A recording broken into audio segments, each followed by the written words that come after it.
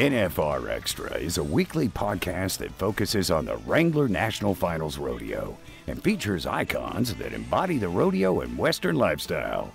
And now here are your hosts, Nevada Caldwell and Rockin' Robbie Hodges.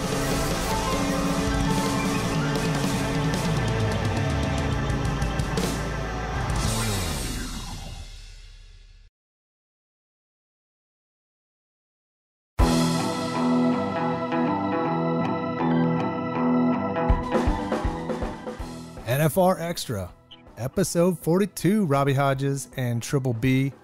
We're coming out of the gate swinging with these guys. We got it's all bull riding, right? J-Dub, J.W. Harris. Robbie, what do you think about that? Brian doesn't mind that.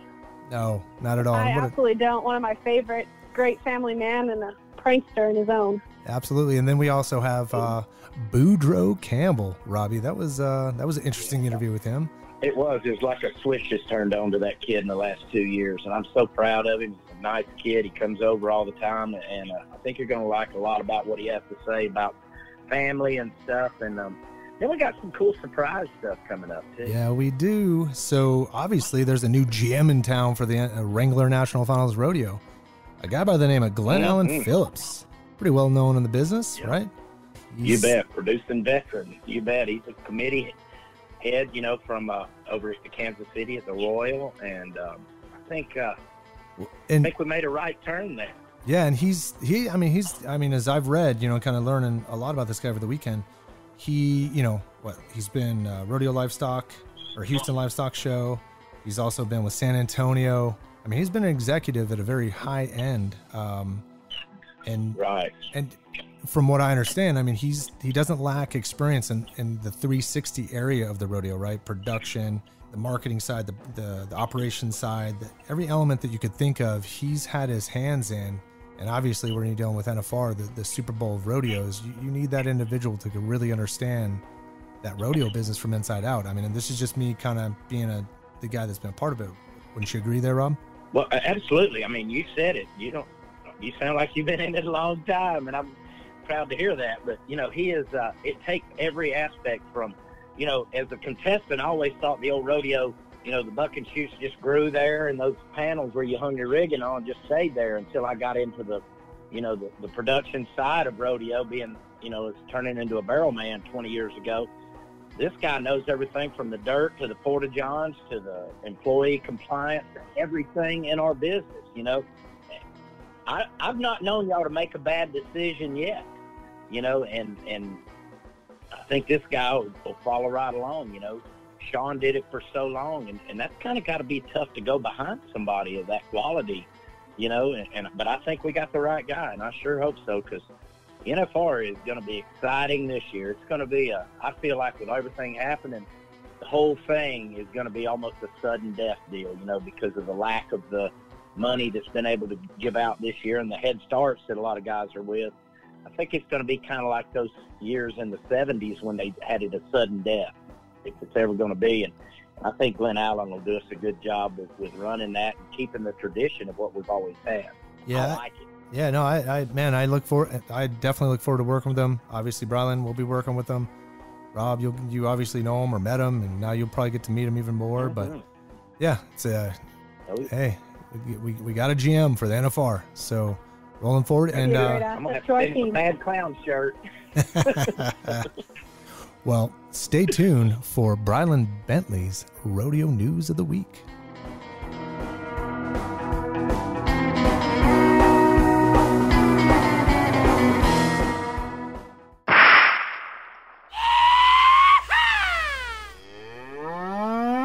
This is Brylan's Bull, the Rodeo News of the Week.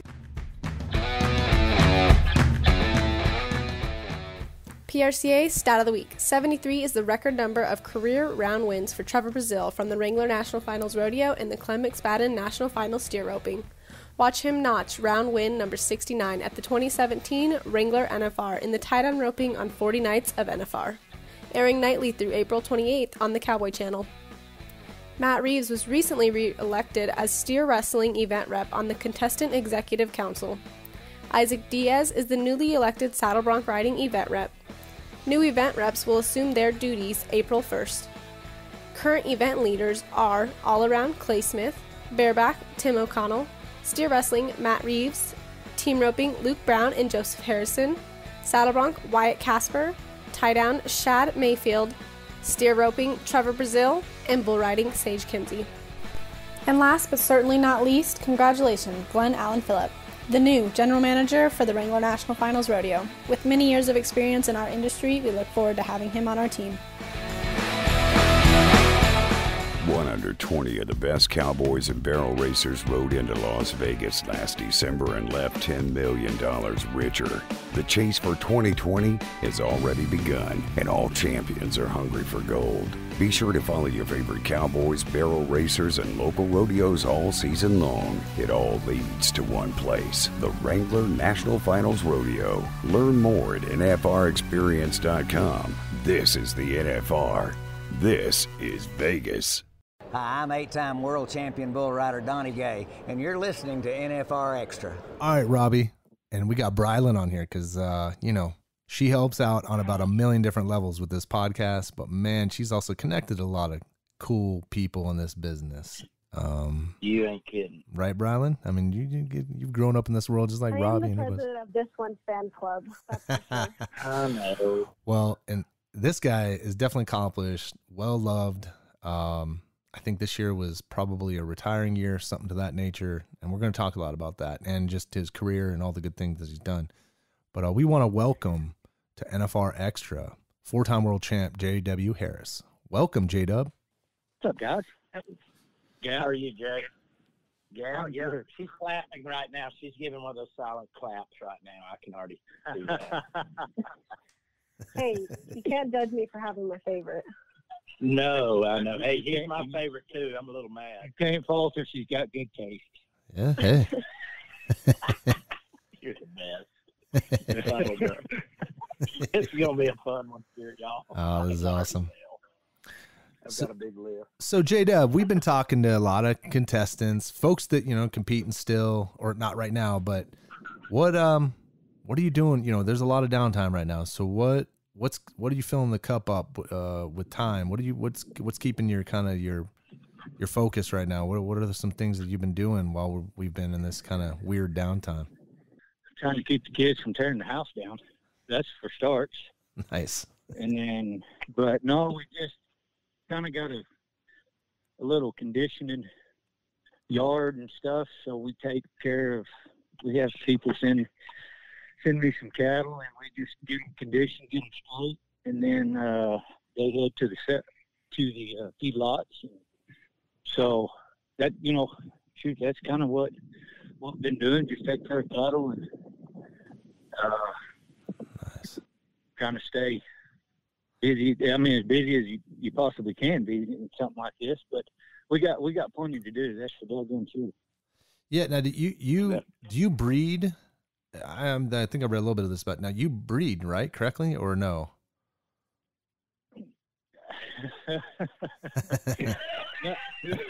That's a loaded question.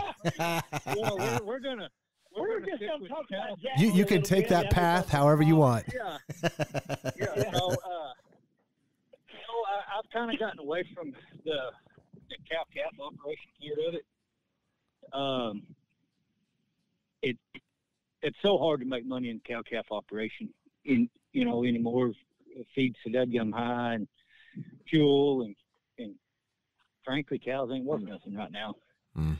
And it's just so. And I started helping a friend of mine. He's got a conditioning lot, and this is how I got into it. And the guy that tunes the cattle, he taught me into running a set one time of calves, and I kind of got hooked on that deal with it that way. And so I got rid of all my cow. I think I've got 5 or 6 cows left, and we just use them, and I keep the steers back and feed them out. That way I know whenever we pull out a steak or hamburger meat, I know what was in it, and frankly, you just get better meat that way. And so we just keep these cows around for just to feed us. But I straighten out other people's cattle. I work on everybody else's on somebody else's money, and I don't really have much invested into it. I just get a check, and Nice. but I mean, there's long days, that's for sure. Yeah. That's got to be nice, though. You know what you're eating, right? I mean, it sounds like you're self-sustainable. Is that right? Oh yeah, well, we try to be. And frankly, hamburger meat's too high right now. You go to the store anyway, so it's cheaper to feed them out yourself. Yeah. You just grab one. I mean, in these rough times, you just grab old 4327 and say, "All right, boy, it's your day, Kapaya." Yeah. Sorry about your bad luck. Where are you at, J-Dub? I live in Gulf Lake, Texas. We are 2 hours north of Austin, 2.5 hours southwest of Fort Worth. We're kind of right here in the middle. We're kind of, I guess you'd call us the gateway to the hill country. Oh, nice. We're kind of right here. Some pretty country and some not so pretty, and lots of rocks. Nice. You sell rocks for a living. Oh my gosh. So what were you doing, J-Dub, before all this started coming down? Because a lot of folks we've been talking about this couple of weeks, a lot of them were at Houston actually when this all came down. But where were you when the news came down, knowing that things were getting ready to get shut down? What were your thoughts? Like, where were you at, and how did it hit you? I just got back from Houston. I was up in the first set. So I got to finish my set and everything there, and the kids were down there showing pigs. So we've been at Houston, and then was getting ready to go back to Houston for the shootout. Whenever the news come across and that they canceled it, and I was like, well, I know what I'm doing for the next 2 weeks, but that was kind of taking care of some, getting caught up from being gone a week, and whenever all that come through, and and we're still at home trying to catch up on things. Wow. Yeah, there's a lot of fences getting fixed and a lot of that stuff right now. And there's a lot of stuff, oil changes and ORV. And yeah, that I'm getting caught up on the honeydew list. That I said, well, I don't have time to get to that, and I'll do it whenever I get time. Well, I've got lots of time on my hands now, so yeah. How is it? Caught up on all that. They're good. At JW's home a lot. That's what I'm concerned with. This is a prerequisite for your retirement. Yeah, that's what I told her the other day. I said, well, honey, I said, here's an early look at what life's going to be like around the house all the time. She's doing good. Yeah. She had to go to work the other day. She went to a little bit. No, shoot, the wife and kids, they're doing good. Just trying to keep the kids from climbing the curtains. Yeah. Oh, I bet him too. I can see Dylan right now. He's rode everything in the yard. Yeah. Have the cops had to come to your house yet? You hadn't had to have the cops there this week? No cops yet. Okay. So I haven't burnt, All right. hadn't burnt the house. They got plenty of burn piles to catch stuff on fire, but when that runs out, we'll not be in trouble. Yeah. That's awesome. Now, I got to tell you, Nevada, I know you don't know, and Bri does, but the JW's a little bit of a trickster, and we've got a pretty good list of stuff that he's done actually to his barrel men out on the road. And I think it's a good time to answer for some of that. Yeah. Are you ready? I'm ready. Are you on ready? A hot Sunday afternoon in 2011? Listen, you're a skater, Nevada, so you know you've heard of Tiger Bomb or Atomic Bomb. They call it 747. Mm-hmm. A hot day in September. You shut up. Hot day in September. I go. It was 82 degrees. It wasn't hot, Bobby.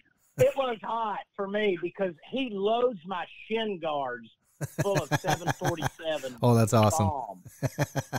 And I'm sweating, and I look down, and both of my legs are smoking when I got in there.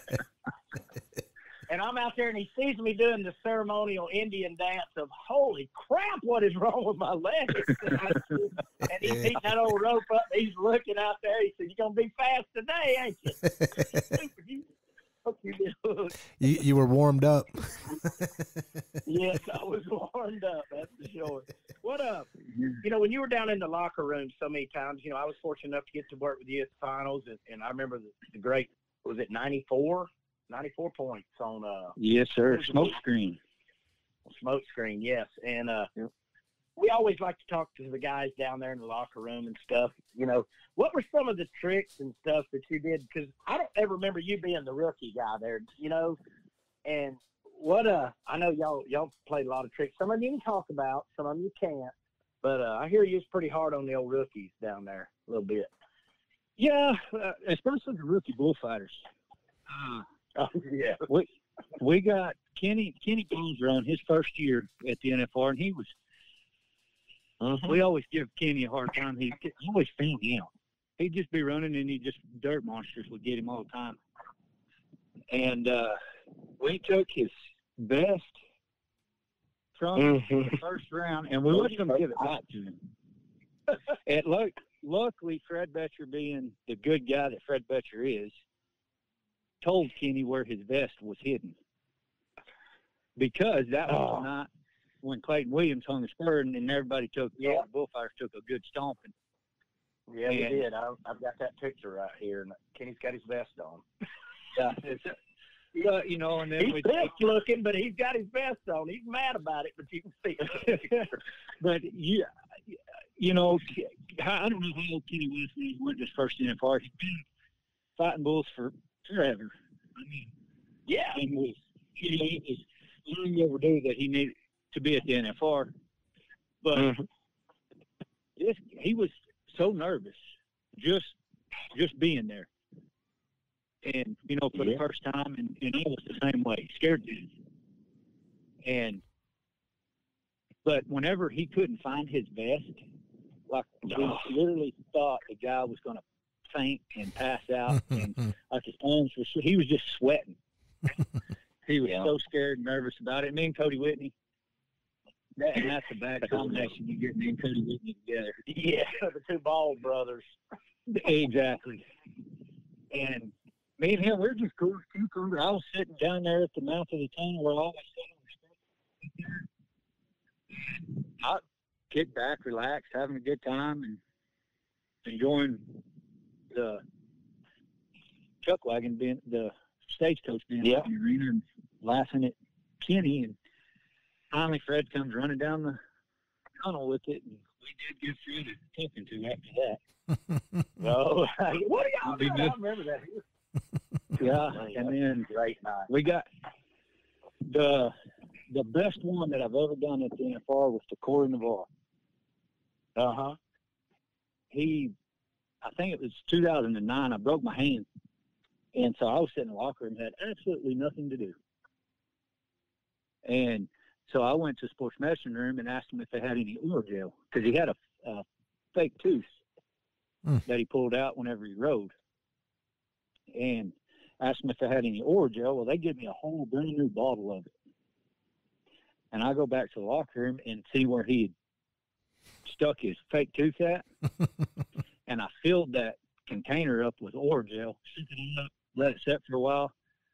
About halfway through the bull ride, I run back to the locker room, dumped it out, and cleaned out the case, stuck that tooth back in there. Well, luckily for Corey Navarre, he was the only one to stay on that night and won around. So he had to run back, grab his tooth, and go do an interview. He wouldn't do the interview without the tooth. And he sticks that tooth in, and me and Cody Whitney are following him. We look like a bunch of little kids. We following him, and he stopped about halfway down, turned around, "You sons of bitches." And goes down there to Jennifer, and Jennifer's doing the interview, and she is laughing so hard that they cut the interview. They couldn't do his interview because everybody was laughing because of the way he was talking. So he didn't do his interview that night on TV. Man, JW, you seem like a dude that is fun to hang out with. You're great. That is awesome. Yeah, we have a blast. Hey, JW, let's talk about real quick. You grew up in rodeo. Yeah. How was it being? A lot of contestants we could talk to. Some grew up a little bit rich in rodeo, but you grew up rich in rodeo, man. I mean, like how was it kind of growing up, and at what point in time did you know? You were young when you got into this bull riding thing. what age and when did you know that this was going to be the life for you as far as riding bulls? Well, that's all I've ever wanted to do as a kid. But they're from I don't know, from the time I stepped up to junior bulls and then until I was 16 years old, my dad and my uncle, they just kept thinking to themselves, God, I hope he quits. I was terrible at it. I couldn't, things wasn't clicking. And, from calves to steers, I rode good and won some buckles and stuff, but it was just the transition to the bull part of it. It never clicked. And then one day, me and my dad was out. I had a pen in my backyard, basically, and he loaded the bull, and he had every intention of not actually. What he had told me was we were just going to go and kind of work on some things with the bull sitting in the chute, and I'd been dropping my feet before I nodded, and would just go ahead and set them down there. And I didn't go to any bull. I guess I went to my dad's bull riding school, but I didn't go to, work like a lot of these guys do anymore. I just did it right there in my backyard, and he seen something, and we was going to work on it. And I slid up there, and he opened the gate before I wasn't even halfway even thinking about being ready. and he just opened the gate, and then I out of reaction, I just dropped my feet, and that particular bull, he was a derby bull, a competition bull that a guy had sent over to us just to shoot break and just kind of work with him in the chute, not really ever buck him. But we bucked him, and this son bucked, and they won a lot of money with him.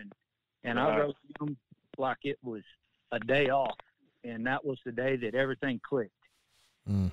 Now, what made it click and all that, I have no idea. It was just, I guess, a meant to be thing.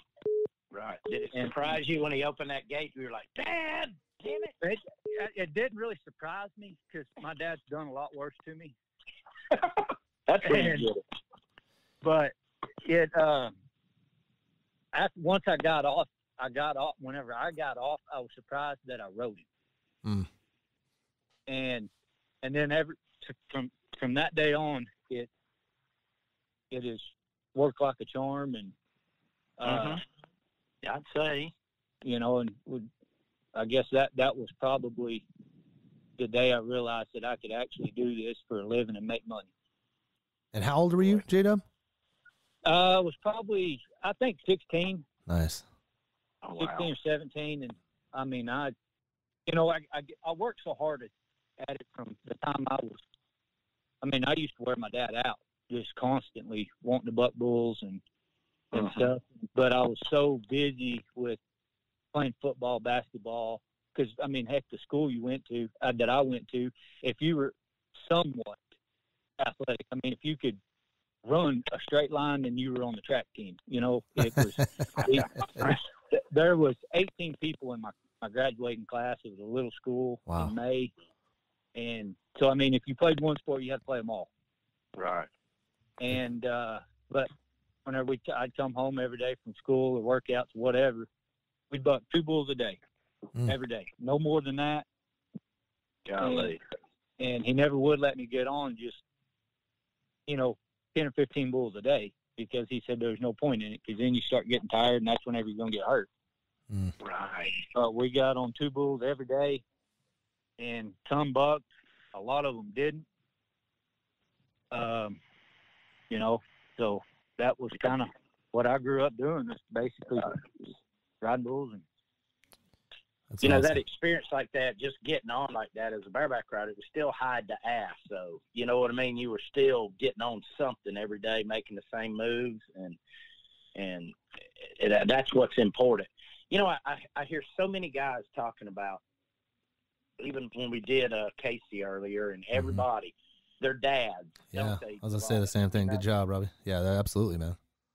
You know, I mean, I hear that about, you know, my dad did this and my dad did that. And my dad showed me this, and you know, that and most of the champions.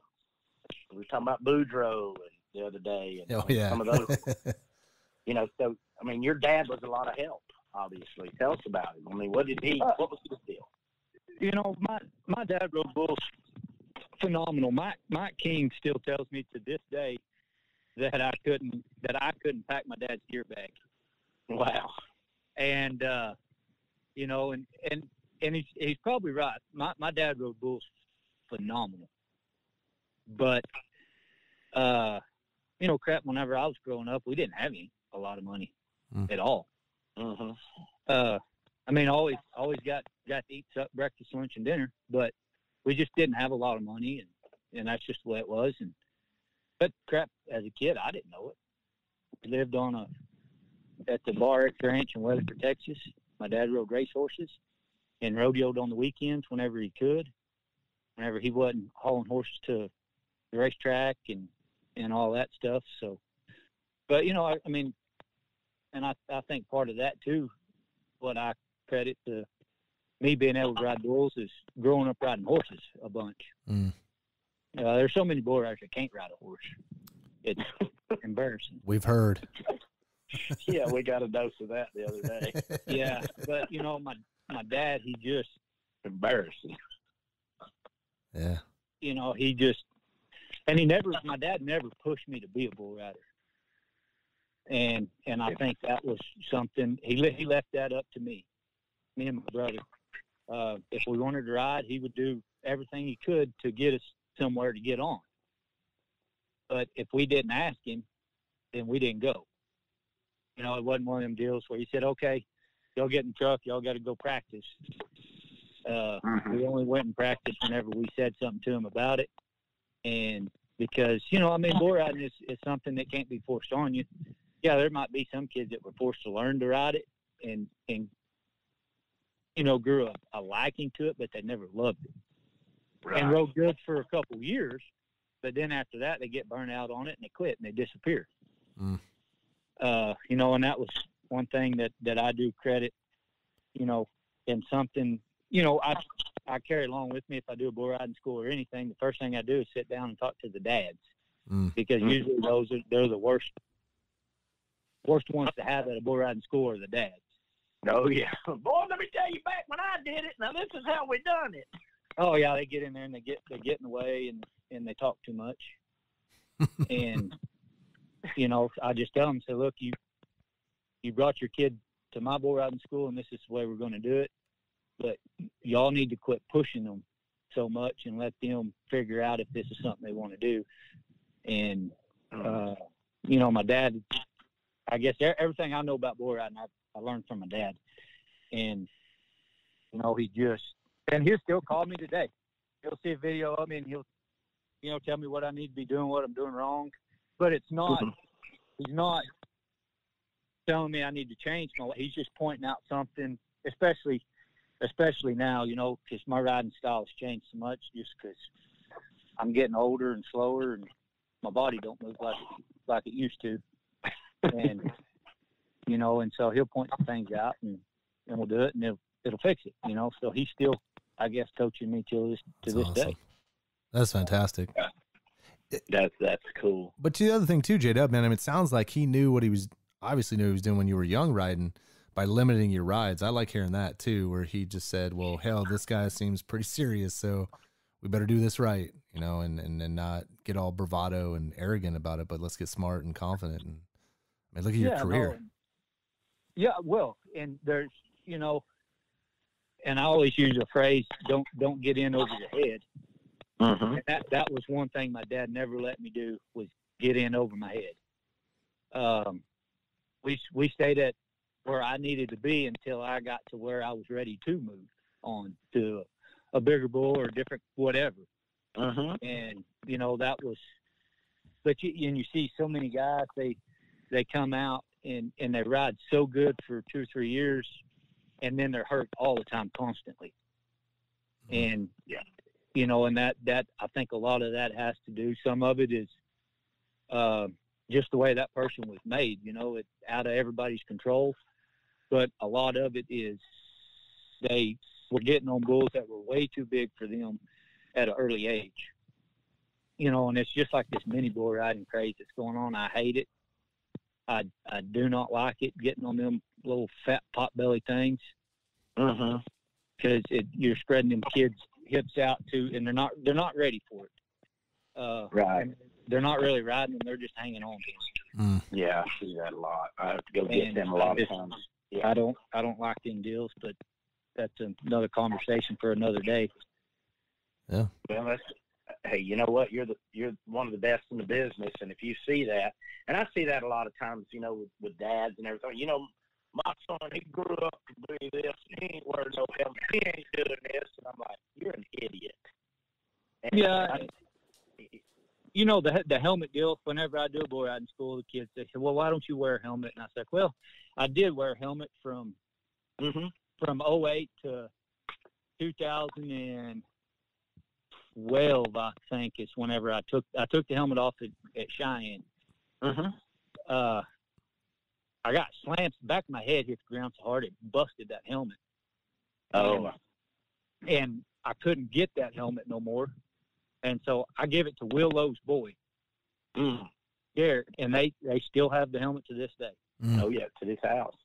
And I was walking, and me and Will, we were talking, and I looked at Garrett, and I said, "Here you go." I said, "Here's you something to play with."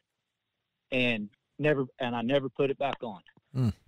But I got knocked out more with the helmet on than I did without it, because it gives me a false sense of security. See that? That's a good point. Like it does a lot of people. But anymore now, these kids, they have to have a helmet on, and I got nothing against the helmets. I just didn't grow up wearing one, and so it still bothered me wearing it, and it just didn't work, and so I took it off. And that's completely acceptable, because you don't say, "Oh, you're a big puss if you don't wear a helmet." Yeah, completely different take. Yeah. Yeah, no. It just, them kids come and whether it be a dad or a kid, man, I'm thinking about taking my helmet off. I'm like, no, you can't take it off anyway, because if you go ride at PBR PRCA, then you have to have a helmet. You're not grandfathered. So yeah, I'm old enough that I can choose whether to wear a helmet or not to. Right. But I just tell them, I said, guys, it might save you a year or two on your career. It'll save you a few shaving scars here and there. But put it on and go on with the day, because you have to wear it. But I don't think, well, Boudreaux Campbell wears a helmet, he's a big sissy. No. I still say Boudreaux's a big sissy anyway. I know. I knew that was coming. He's listening right now. He'd be mad. Who cares? He's little. That's a tough one. Well, he's brought it on, hadn't he? I don't know. He's just turned a corner and is riding bulls good. Yeah, we got to talk. You ain't got there ain't no joke about that. It's just cool to see, see these guys, and something clicks, and then they realize that they do belong at the NFR, and they do realize that they not necessarily deserve to win, but they're good enough to win, and it doesn't surprise them now. And it's cool to see them young guys come through, and absolutely, it's pretty cool. Is that Woodrow in the background out here? No, that ain't my dog. Those are my dogs. Oh, okay. They're losing it right now. He's got the coolest dog. Nevada, he's got a dog. What is that dog? What's Woodrow? He's an Airedale. Oh, nice. Big old Airedale hunting dog. Yeah. And he looks like Woodrow Wilson. Yeah. He does. Yeah. J-Dub, I got to say, I want you to dive off in this a little bit. While Nevada's going with the newspaper to whoop his dog. Hold on. That's why we love today. Yeah. Having fun on the road. You're one of the most fun people. I laugh when I see the old RV pull up there, and we usually have to work on the generator, or we have to do work on something on it. We love doing it. But when I see you at the rodeo, I know it's going to be fun. I mean, you and I have had some of the best times, like at Colorado Springs last year brings up to mind. We had the cooking and, and Nevada and Brylan, I'm going to send y'all this picture. I didn't want to ding on the interview, but I have a picture of about 7 of us, and all of us have NFRs. We either fought it, rode there, world champs. It's the coolest wall hanger you've ever seen, and I want to send that to y'all. And I got to send it to you too, Jay, unless you have it. Yeah, I got you. Sent it to me. Yeah. I think maybe Jackie took a picture on my phone. I've got it, whatever. Yeah, and it is a wall hanger. Send it. And love it. I think that's some of your – I definitely will. I think that's why your longevity has been so good. You go and you love to – and now, even as it's slowing down, when you were going and going and going, you didn't have time to do it. But I see that in you. And how fun is it getting to travel with Jackie and Aubrey, and just getting to go, and how much fun it is with Bill and everything. He always comes over and they'll watch cartoons. I just see you being a happy family guy. Man, there's nothing greater than what we get to do for a living. I mean, we get to run around the country. Oh, yeah. Get to see Mount Rushmore, get to go to Pikes Peak. That was a fun trip, wasn't it? Yeah, and get to do it with some of the greatest people in the world. And get to, make lifelong, not just friends for 15 years, you make lifelong friends and they become family. I love that part about this. If nothing else, I tell you, I had a guy call me the other day, another rodeo clown, a new kid. I don't want to mention his name on here, but it wasn't bad, but he's like, Robbie, I got a problem. I said, what? He says, and you'll be able to relate to this. He says, after doing my taxes this year, I made $100 or $1,000. Is that right? And I said, did you have 1,000 at the end of it? He's like, yeah, that's all. And I said, well, you lucky son of a gun. You made it. You made money. Yeah. Way to go. And you did well. And that's what I tried to say. I said, Monday, Tuesday, and Wednesday, what are you doing? Well, I go to my girl's house and I hang out there. And I said, okay, there's people having to work. We're the luckiest people in the world. And I see you enjoying that so much, Jay. And now especially. I knew you when you was hitting it hard. And now I see you pulling up in the old RV with everybody and unloading bicycles and us going to rob the liquor store with the kids, Yeah. Fun stuff, and how does that feel now? I mean, I know, you're still retiring kind of, but you're still getting to go. Tell me about it. Man, I think rodeo, there's nothing else in the world like it.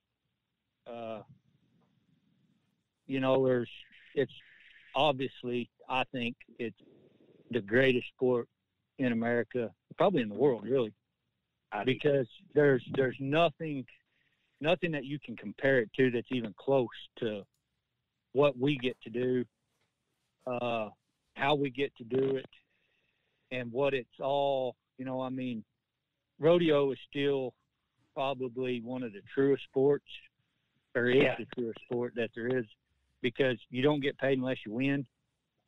But at the end of it, whether you won that rodeo or you embarrassed yourself at that rodeo, you still get to go back to your trucks, go sit down and have a beer with your buddies, and you get to go cook a big steak and enjoy it. And you're not being forced to go get on a plane, go back home, get yelled at by a coach because you sucked. Now, Jackie doesn't count. But, well, and I mean, even Jackie, she don't. No, I know she's great. It's funny. She just always smiling, and now I'm probably one of the luckiest ones, because whenever I come back to the camper and I had a rough time, it didn't go the way I wanted to, I got bucked off, I come back, I got 2 kids that could care less if I stayed on or if I rode and won $1 million. They're the exact same, no matter what. So cute. And they make you forget all about everything. And, there's no other great. It's I'll use Hill City for an example. I had to get stitches in my arm. Well, Hill City, Kansas, there's a gas station and a grocery store and a bar. Yeah. And they serve you breakfast at the bar in the morning. I mean, it's a great rodeo. It's a cool rodeo. I love that rodeo. It only adds 1,000, but I go to it every year. Oh man, that's great. I love that rodeo, but I got a bull hit me in the forearm with a horn and busted me open. I had to get stitches. Well, they said, "Oh, we'll just take you down to the hospital and get you some stitches." I was like, "All right, sounds good." Well, I go tell Jackie. I said, "Hey, I got to run up here to the hospital and get some stitches real quick." And she goes, "We have a vet parked next to us." And I said, "We do." I forgot all about it. She was there running barrels, and she was a vet. So I go knocking on her door, and I asked her, I said, "Ma'am," I said, "I got a question. Can you stitch me up?" And she goes, "Yeah." So I was perfect. So I went and got me a beer out of the cooler and held the arm up. Calf ropers were standing around there videoing it. They're like, "Are you going to let her stitch you up?" I'm like, "Yeah, why not?" Oh, that is great. So I was sitting there holding my arm up, and calf ropers were filming, and we were sitting there talking. She put 3 stitches in me and went on with the rest of the evening. You can't do that anywhere else. No. She didn't charge you a dad blast a thing for it. And now that every time I've never seen that lady before in my life. But now you see her all the time, and we'll stop and talk to her and her mom. There you are. Make friends awesome. Like that. It's and you got friends on both ends of the arena. I got friends, calf ropers, team ropers, barrel racers, bulldoggers. We're all friends, and and we all have to be to make it work because we're all in it together, and we're all striving for the same thing. At the end of the day, it's there's no difference between me or a first-year kid entered his first calf roping. Right. We're all in it for the same thing, and we're all on the same team. Man. Yep. Once you're at that level, they're all equal. I so agree with that. And that's why I don't know anybody that doesn't like JW.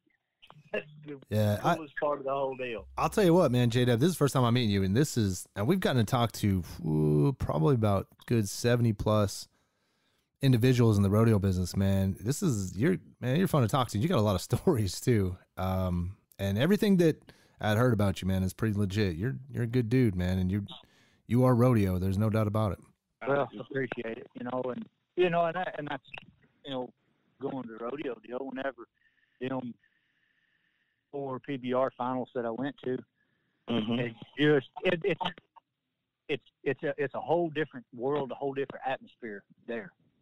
Tell me you don't have the close knit like you do at rodeo, like when rodeoing and stuff. It's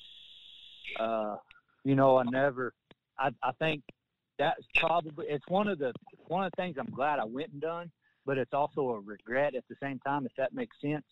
Mm-hmm. Right.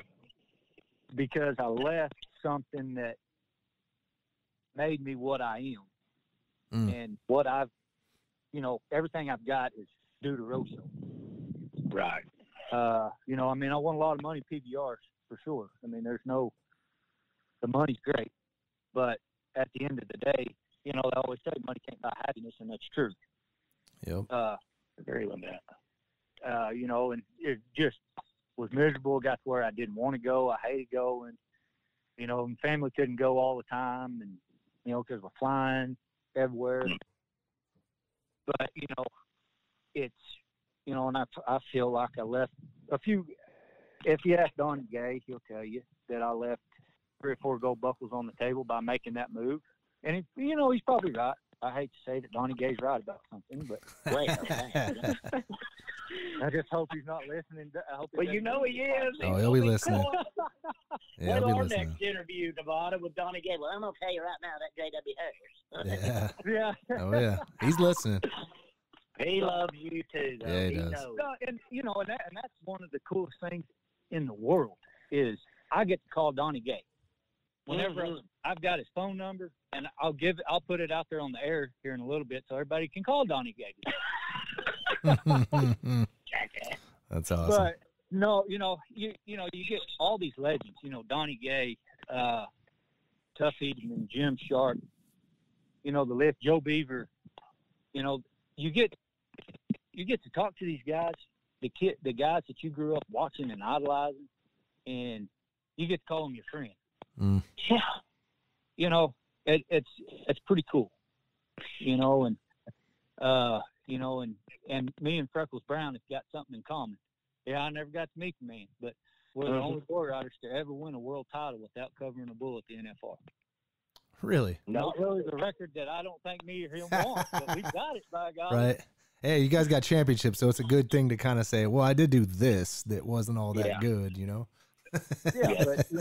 but it doesn't say that on the bottom of that gold buckle, though. No, it doesn't. Didn't ride narrow one. Nobody remembers what happened in 2009 anyway, except for me. So that's a good stat. Well, hey, J-Dub, man, we got to run. We got to get you back on, man. You got great stories, man. Really good. Well, you're going to have to talk to the president.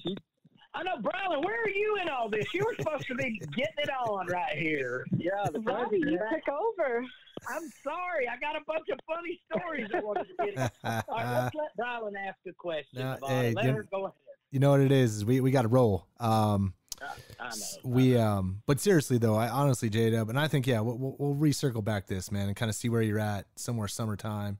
Hopefully everything kind of pans out the way it should. We're getting other people we're talking to other people on the other side of this virus or all these things that are going on. So, man, this was great talking to you. You're a good dude, man. Well, I appreciate it. Everybody stay hunkered down so we can get back to rodeo. Yeah. You got it. Right.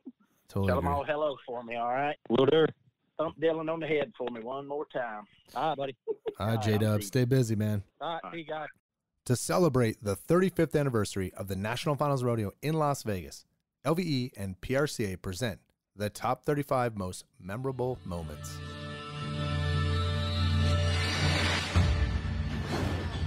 J.W. Harris has had some serious National Finals Rodeo mojo, and it was on full display in 2010. This is a heck of a ride. Oh my for J.W. Harris. That year, Harris won his third straight world championship in bull riding, matching a bull riding mark set by the great Donnie Gay from 1979 through 1981. Harris had a dominant finals. He picked up checks in 8 out of 10 rounds, winning 4 go-arounds, tying a record at the time. Perhaps the most memorable moment of Harris's 2010 NFR was his 94.5-point bull ride on Frontier Rodeo's Smokescreen, on his way to setting a new NFR bull riding earnings record of nearly $159,000. And he does. He's in it. Oh, he's looking out. He's loosened up. He's loosened up again. He's got to get over there. This could be the ride of the week. Right here. Show me the money, baby. Woo! What a bull ride. Harris won NFR bull riding average crowns in both 2008 and 2010, and his grand total of 12 NFR go-round wins ties him for 5th most all-time in bull riding. Harris returned to Las Vegas and won a 4th gold buckle in 2013. In all, the bull riding great qualified for 9 straight NFRs between 2006 and 2014.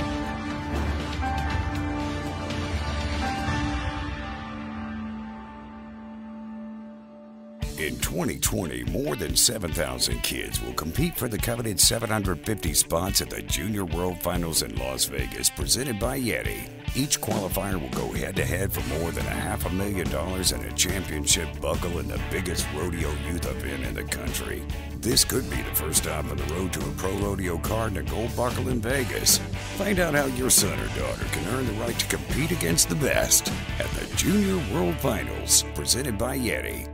Hi, I'm world champion bull rider Sage Kimsey, and you're listening to NFR Extra.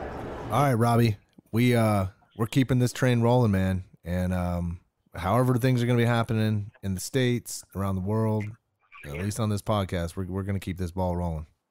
Yep, we're like, what do they call that? Radio Free America of rodeo. Right? Rodeo Free America. Yeah. We're going to call this. Well, and here's our guest right here, man. I mean, this guy he's well-loved, young guy coming up in the bull riding world. Just all-around good dude. 3-time qualifier to the NFR. Welcome to the show, Boudreaux Campbell. Well, thank y'all for having me. Yeah, thank you. I'm going to have to say the hottest guy going right now. I've never seen a guy in all my rodeo, and I've never seen a guy just click a switch on and all of a sudden was a badass like he is. It is, yeah. I'm so proud, and I get to call him my friend. So, what a remarkable 2019, Boudreaux.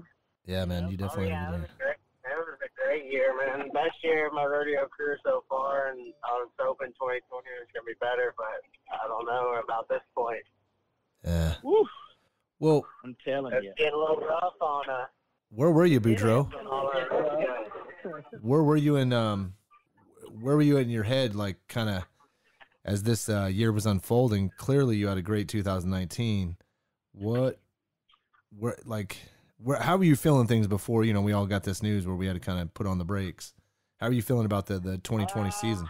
2020, like during the winter, it was kind of slow and everything, but I hit a big lick at San Antonio at the Extreme Bowl.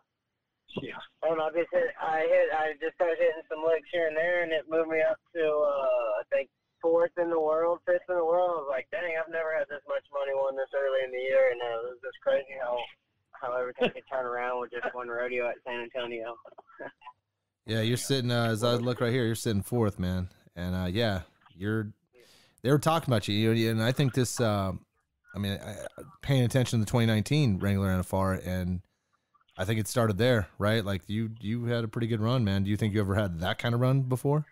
No, that's the most money I've ever won at one spot. And, I just put a lot of work in going into the NFR. I knew I wanted to do good. I didn't do good in my last couple of years I was there.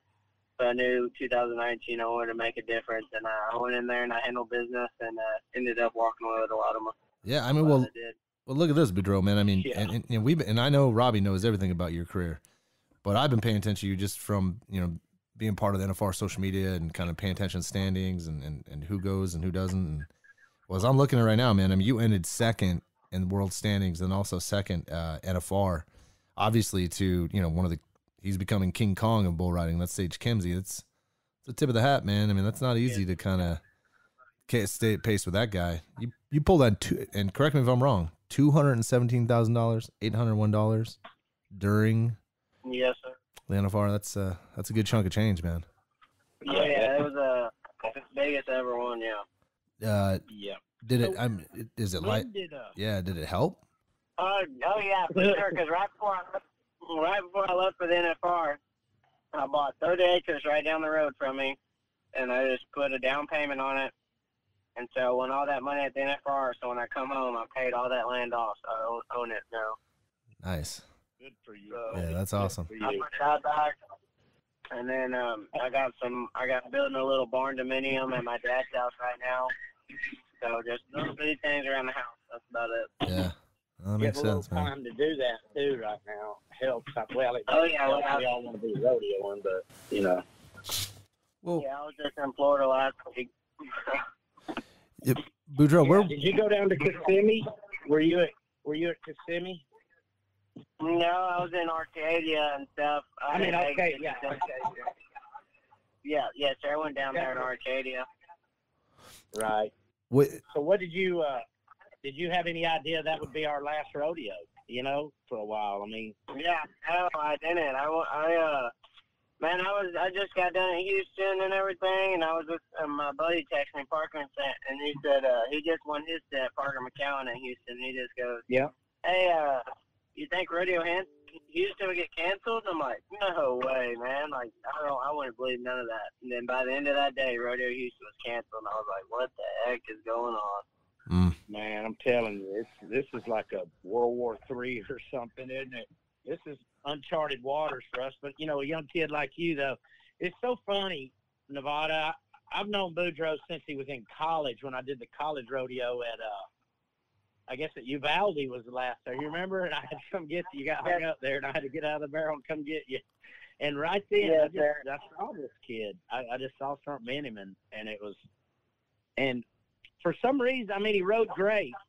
But then all of a sudden, I don't think I've ever seen – maybe Sage, but I've never seen something just click in a kid's head. I say a kid. He's not a kid. He's a man, but – in a guy's head, and all of a sudden you couldn't throw him off. He was just hot. Yeah. I don't know if it was around at the NFR. I don't know, because just to see, I mean, he was riding great, and then it all of a sudden turned to phenomenal. And then I was like, yeah, because I remember talking to him at Gillies this year, at the autograph session. I'm like, holy cow, Boudreaux, you're hot right now, and I'm so proud because he's such a good kid. That's the main thing. Let's stay on that real quick. Yeah, let's stay on that, Robbie. I mean, Boudreaux, somewhere last year, did everything kind of just, everything you've been working on as a young guy, did everything just, as to Robbie's point, did it click and all of a sudden you see what you could see and ride the way you ride and everything kind of was fluid? Yeah, I mean, I feel like last year at the NFR, definitely was a little bit, everything was kind of slowed down. I was more comfortable. It was my third year going into there. I knew I couldn't do any worse than what I did the 2 years before. I've been putting a lot of work into it, and I was like, man, I have nothing to lose. And when I rode that first bull for, I think, 90 points in the first round, 91, and it was away from my hand, that was what I've been practicing on all to get to the NFR. Because I can ride bulls really good into my hand, but I struggled away from my hand. So I practiced away from my hand, and when I drew that first round bull and he went away from my hand and I was 91 points on him, that just kind of set my week off from there. And that just kind of, I think that ride really helped change my career. So that first night, man, is probably key to the next 9, right? Like as you've been, you've been there a couple times. You knew you had to get in that first day, right? That first night when I got that bull that many people probably didn't think I could ride away from my hand, I got him rode, and I felt really good. Well, it definitely showed, man. Isn't that funny how? Yeah, isn't it funny how you can get on one crapper and it takes you 17 bulls to get over that, but if you get on one good one, it also takes you 17 bulls to get over that. You're riding your butt off. Yep. People don't realize that. I mean, one time it says, hey, I can do it. And then look at you, man. Look at you. I've never seen, if Sage wouldn't have had this big lead, you can't take anything away from him, obviously, but nope. You're as close to me of catching him as anybody I've seen, man. And I think it's great, man, because like I said, we're buds, and I'm rooting, man. I'm rooting. I love Sage. I think it's great, but he's got some competition, and I think that's going to spur both of you guys on, Oh, yeah. And, yes, sir. But I have a lot of respect for Sage, and he's good, but I love to win that world title. That's my whole goal. I don't go and want to win second. Yeah. Nod your head without that want, Don't get in that pickup truck without it. So, no. What was your last bull? Was Arcadia the last one you got on, or were you able to go anywhere else, or what? Arcadia was the last bull I got on. I think I was 86.5 over there, 1 second. And that was it. I went to Lake City, Florida, and watched that rodeo. I went to Okeechobee and watched that rodeo. I was with some buddies of mine, and then we just drove home. We drove home, and we were headed to Mercedes actually, and they canceled that, so we all just went home, and we don't know what we're gonna do. I'm about to go feed cows here probably later today. It's kind of been raining around the house. Yep, you're sending it our way. I'm over here holed up at the Kickback Ranch in Alabama over here at this big ranch over here with Jerry Todd's place. He was actually announcing Okeechobee and came home. Gosh, don't you wish you'd entered Okeechobee and Lake City now if you'd have known that was going to be it. So, I know. But I was supposed to be going to some other. Right. Are you getting on anything? What's keeping you staying, under the ball there? What's keeping it going for you? What you getting on?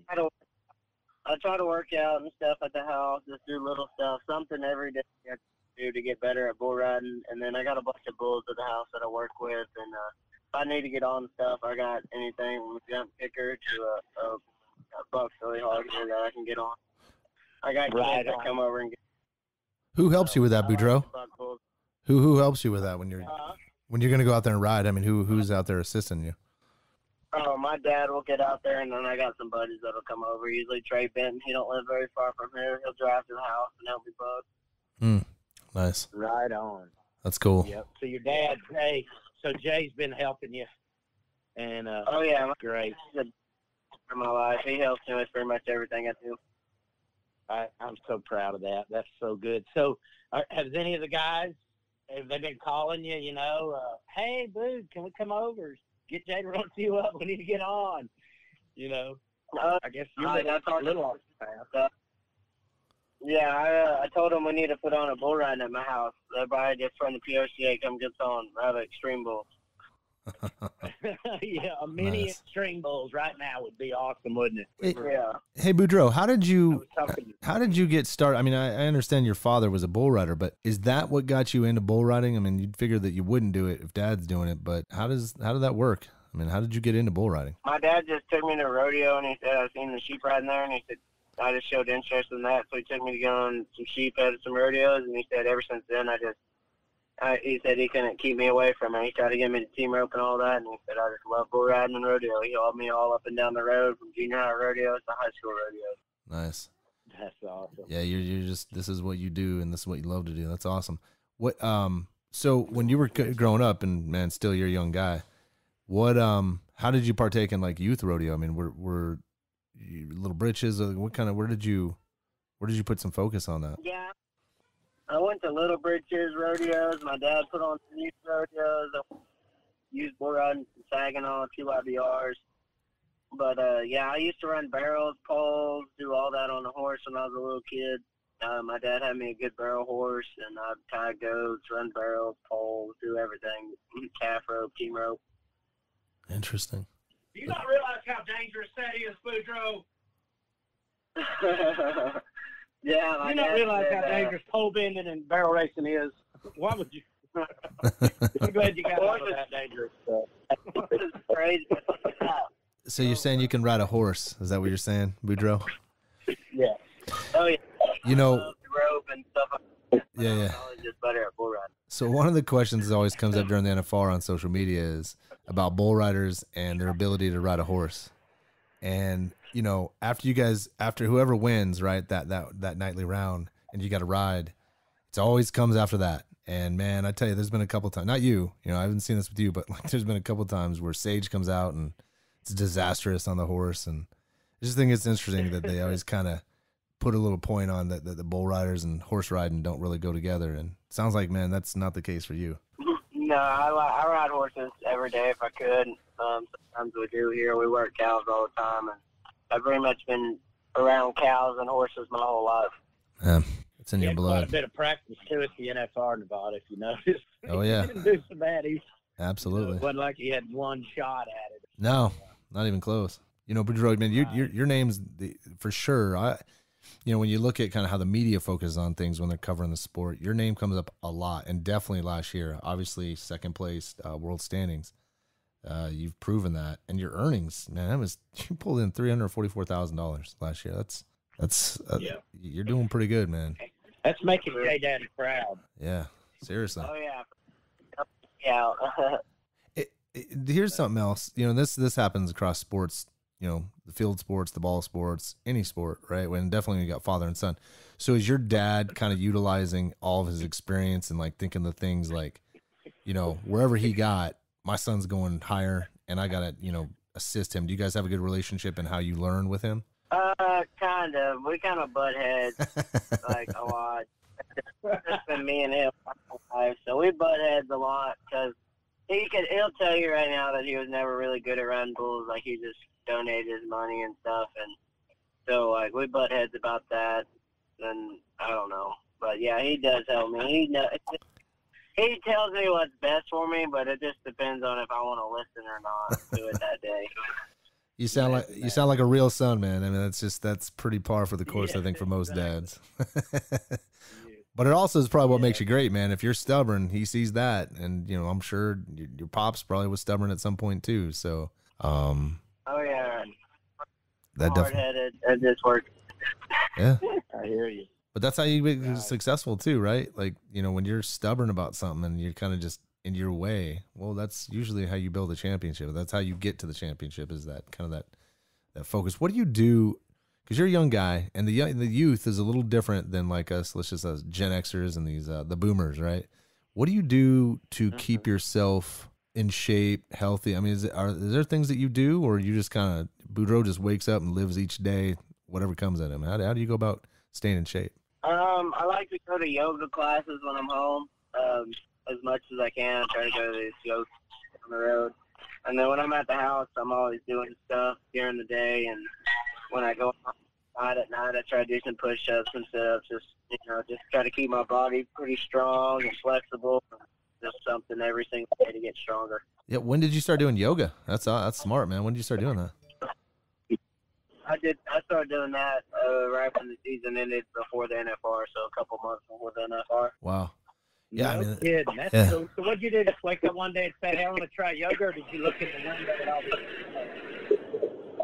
No, my dad's friend, his wife owns a yoga shop in town. It's a little bitty one, so I'm like, she told me to come try that. And I was like, okay. And so I went in there, and there was like 2 or 3 people, and it wasn't too bad. So I just kept going to it. Nice.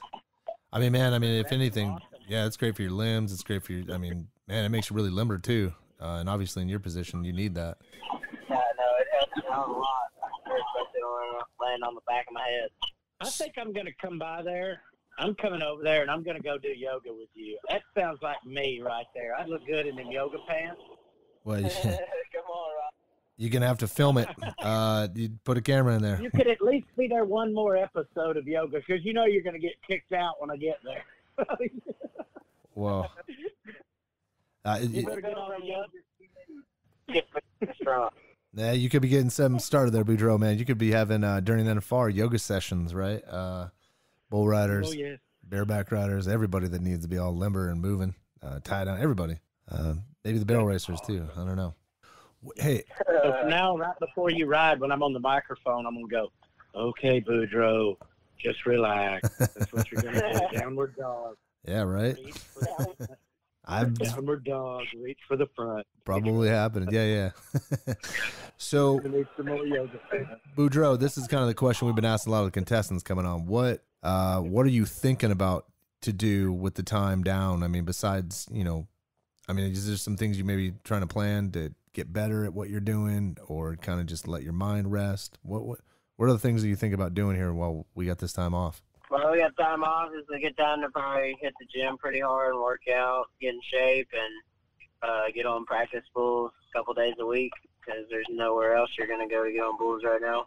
Now, that's true. Yeah, no doubt, man. And so I think it's cool that you and Trey Benton live by each other. Do you guys, do you have another partner that you work out with, or is it just all Boudreaux show, man? I mean, or do you collaborate with other folks? No, I like to do it by myself. I like to get on by myself and just kind of do my own thing. Because I just kind of know what's best for myself, what I need to work on, what my weaknesses are. So now, I understand that. Yeah, no, it totally makes sense. I mean, it's you got to do what you got to do to keep your mind right and your head and your body right. Sage told me this after my rookie year, man. He just said something that's going to help my career is focusing on 2 things, M and E, and that's me. That's yourself. Focus on yourself. Yeah, no doubt, man. He's done a great job with that. Dale Brisby said it. Yeah. So it's legit, hey, though. Absolutely. So when you're there, when you're working bulls there, it's your place there. Who helps you? Who fights bulls for you? Are most of them pretty gentle? Or I know everybody's wondering, God dang, he gets on and makes your old dad turn them back for you, or make sure you don't get in a bind. They're all pretty mean, most of them. But I mean, we got some nice ones too. But we usually just take care of yourself. Get the bull riding, don't be scared. My dad is. Never let me be scared. I always got on just by myself. When I was hung up at the house, he'd run beside me and tell me how to get out before he'd get me out. Nice. That's awesome. From there. Yeah, I didn't even think about that, man. But if you going off over here, you got other sports where you can go shoot hoops by yourself. You can hit a ball by yourself, but you got to go chase it. Yeah, I didn't think about that, man. But yeah, you can't just go out in the shoots and just start riding and then expect that bull to come back, jump back on him, and then It's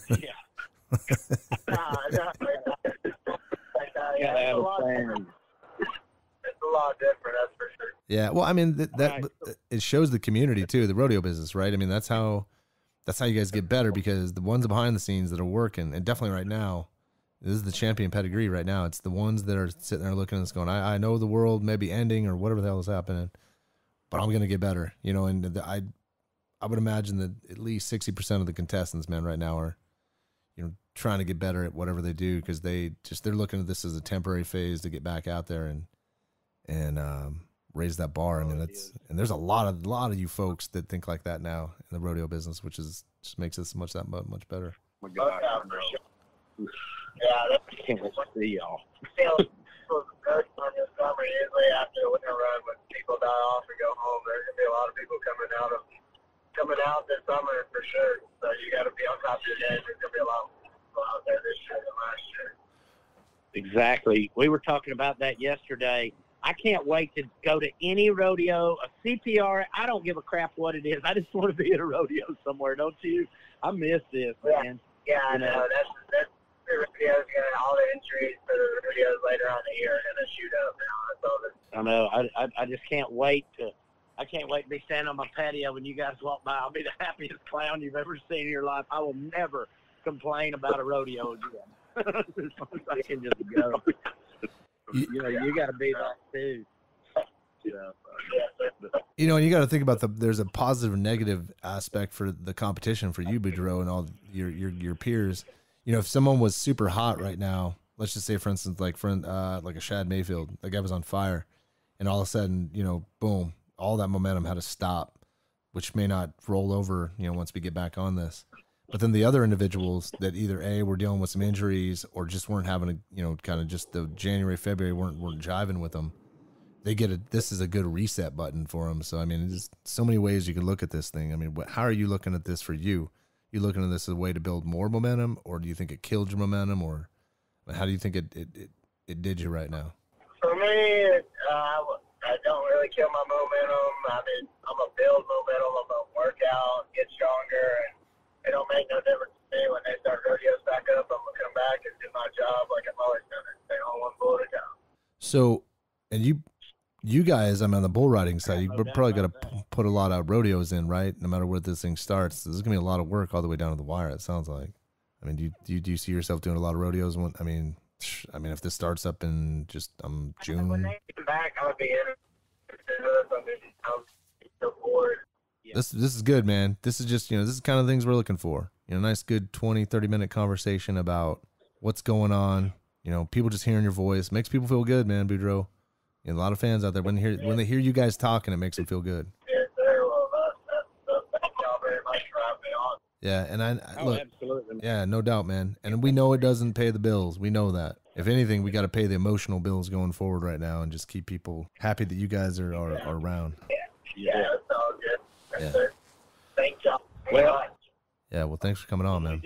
Absolutely. When we do get the green light, we're going to have one hell of a party over here at Old Taj Mahal. Don't you worry. It's going to be a fun one like we usually do, So you guys get over here. I just wish, I wish you the best during this time. And I got no doubt when you come back, it's just a pause push for you, man. You're going to be kicking some butt. And can't wait to see you, man. Yeah, keep that momentum going, man. You bet. I'll be digging you out of there. So take care of yourself. Tell your dad hi, and when we get going, we'll see you on the trail. Yes, sir. See y'all soon. Cool. Thanks, Boudreaux, man. We'll bring you back on, too, to see where you're at, man, later in the fall, and just check your mindset and where you're at, and hopefully you're on your way to the NFR. Yes, sir. Sounds good. Thanks, y'all. All right, man. Be healthy. Be safe. Thanks.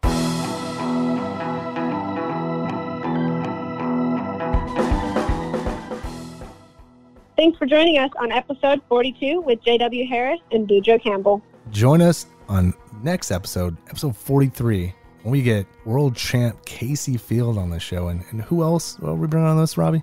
Yep, big boy Oakberry's going to be on here. You'll enjoy that large man. Yes. He's a handful, lady. Absolutely.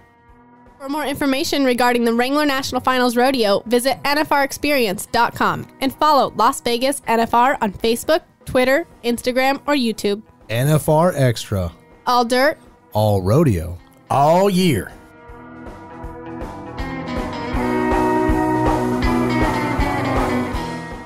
Gotta make it out the Vegas, where the big boys roam, with the rovers and the racers and the bulls and the broncs, and the ladies in the skin-tight wranglers and the cowboy